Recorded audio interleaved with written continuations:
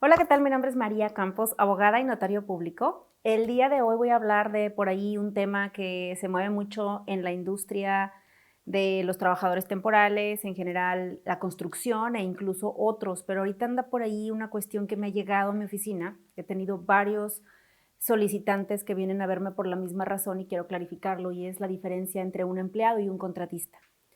Aquí entra el tema laboral, el tema fiscal y el tema de migración, ¿ok? ¿Empleado o contratista? Esa es la pregunta. Porque como ejemplo general, en la industria de la construcción, por ejemplo, me doy cuenta que muchos son contratistas. Entonces, todos son empresarios y todos son personas físicas con actividad empresarial. ¿Pero realmente lo son?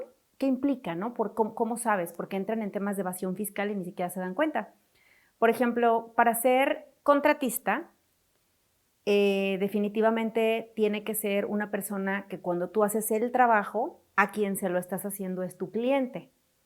Si esa persona te dice cómo lo hagas, te pone horarios de trabajo, entras a las 9, sales a las 5, entras a las 8, sales a las 6, te da las herramientas, te da la guía, el entrenamiento para que hagas ese trabajo, entonces no eres contratista, eres un empleado. Y si eres un empleado, tienes que estar en una nómina. Y si tienes que estar en una nómina, tienes que pagar impuestos y tu empleador tiene que pagar impuestos. Y si te ponen como contratista, solamente porque no te pueden poner en una nómina o porque tienes un permiso de trabajo, pero es más fácil que te paguen los $20 por hora, los $30 por hora sin deducciones y tú te encargas de tus impuestos, entonces hay un tema de evasión fiscal, porque te están poniendo en ese esquema por una comodidad fiscal, no porque legalmente califiques. Bueno, en particular, la situación que me ha llegado a mi escritorio, y ya llevo varias personas, es candidatos solicitantes que hoy en día tienen un permiso de trabajo bajo el Tratado de Libre Comercio, CUSMA específicamente, o antes NAFTA, y ahorita están saliendo esos problemas a la luz. Estas personas normalmente tienen el permiso de hace meses o incluso hace un año o 2 años y han estado trabajando específicamente en el puesto que antes era el NOC 1122, Business Management Consulting, o que hoy es el 11201 del TIER, y están trabajando como contratistas, no como empleados. Entonces, algunos empleadores están teniendo auditorías y cuando les piden los recibos de nómina y toda la información, no los tienen. Entonces, revisando la información, algunos consultores de migración están mal interpretando la ley y obviamente cero conocimiento de derecho fiscal o de derecho laboral y están armando un esquema que no existe, el cual está poniendo en riesgo a los empleadores y por supuesto a los candidatos. Si tú tienes un permiso de trabajo de este tipo y bajo el Tratado de Libre Comercio y estás trabajando como contratista, estás en un incumplimiento total. Y son dos razones bien simples. La primera, si tú tienes un permiso de trabajo cerrado, no hay manera de que quepas en la definición de contratista porque para empezar no puedes trabajar con nadie más. Entonces, esa persona que te dio el permiso de trabajo no puede ser tu cliente, es tu empleador. En la mala interpretación que yo he visto, porque de hecho ya me tocó ver un par de escritos que escribieron los representantes que hicieron estos permisos, y me dicen que, por ejemplo, en el Appendix 2 del CUSMA establece cierta terminología y que un Business Management Consultant, una persona en el NOC 1122 o el TIER 11201 no puede ser empleado, es una mentira total. Porque el Appendix dice, por ejemplo, generalmente trabaja como contratista, generally, ¿ok? Y si nos vamos a interpretaciones, por ejemplo, de la Corte Federal, pues generally no es un hecho. Y luego otros donde dice typically. Típicamente el trabajo se hace independiente. Sin embargo, en la parte fiscal es imposible, porque tú no puedes ser contratista si no puedes hacer servicios por tu cuenta para nadie más. Entonces no se cumpliría el fin. Y peor aún he visto que en la documentación que les dan, les ponen un employment agreement y dice employment agreement y tiene cláusulas de un contrato de trabajo, incluso tiene hasta el término employment agreement, pero luego tiene una cláusula que se les ocurrió como que dijeron aquí vamos a hacer una ley y nosotros vamos a meter lo que nosotros queramos, como si se pudiera en un contrato, y ponen cosas como the consultant will be hired as an independent contractor, y ponen así, el consultor será contratado como contratista independiente.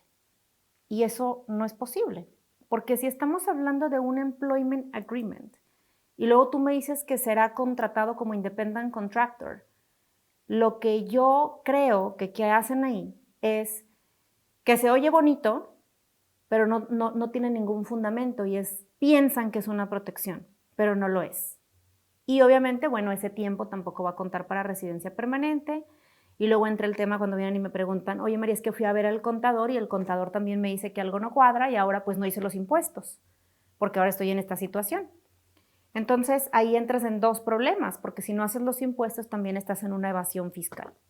¿Cómo se corrige esta situación? Se corrige entrando a la nómina de inmediato, y tampoco es cierto que hay que hacer todo un permiso nuevamente para entrar a la nómina, no, porque de hecho la base de ese contrato como tal ni siquiera es operable.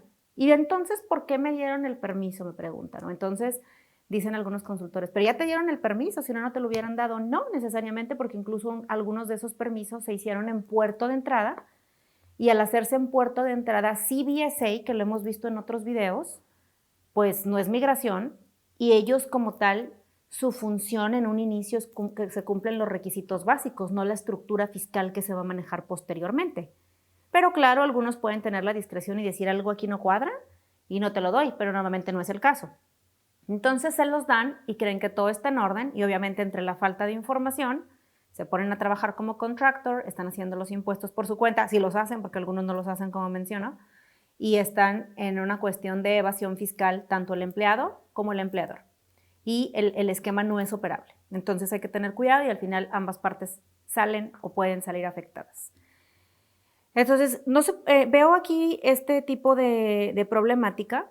Si tú estás en ese caso, por favor busca asesoría rápido y además regulariza la situación. Primero, porque el periodo no te cuenta. Segundo, porque no puedes ser contratista si tienes un permiso cerrado. Y tercero, porque el Appendix 2 no dice que tienes que hacerlo como contractor. Dice que típicamente o que generalmente trabajarían como contratistas independientes. Pero recordemos que el tratado es Estados Unidos, Canadá y México, y no necesariamente en apartados, no necesariamente en temas de migración, sino que también incluye otras áreas entre los países. Entonces, en algunas situaciones pudiera ser aplicable, pero no en el esquema que estamos viendo aquí, donde no cuadra o hay una discrepancia en cómo lo están haciendo, tanto en la misma terminología que están usando, porque por un lado te dan un employment agreement y le ponen ahí 3 líneas que no van, y además porque no te permite trabajar para nadie más, entonces no puedes operar la definición fiscal de ser contratista para esos fines o una persona física con actividad empresarial. Y en la parte migratoria, donde también no puedes acumular ese tiempo.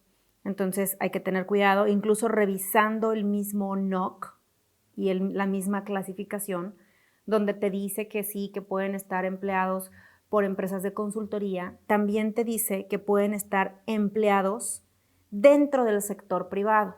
Ahora, por ahí vi unos argumentos que dicen, es que no puede ser parte de la operación. No, no puede ser parte de la operación, pero sí puede ser parte de la cabeza administrativa en la empresa para mejorar la operación, que eso es justamente lo que hace el BMC, el Business Management Consultant, dentro del proceso de metodología, creación de procedimientos para mejorar la operación y la producción. Entonces, muy importante corregir esta situación lo más pronto posible para evitar problemas fiscales, legales y migratorios. ¿Ok? Entonces, también en las otras industrias que se pueda, cuando se pueda, por favor, lo más pronto posible a corregir si eres empleado o eres contratista. Y si tú eres empresario, acuérdate, empleado, contratista, al final de cuentas como empresa siempre te puedes quedar con este paquete, y si llega una auditoría por parte de CRA, se pudiera hacer retroactivo el cobro de todo lo que no se hizo, tanto en impuestos como en CPP, como en EI y en todo lo que normalmente correspondería conforme remittances. ¿Ok? Entonces, porfa, mucho ojo. Espero esta información haya sido de utilidad. Este es un tema de bien e interés común que veo que ha afectado a varias personas y por ahí seguiremos actualizando en el tema si es que hay más información. Mi nombre es María Campos, abogada y notario público.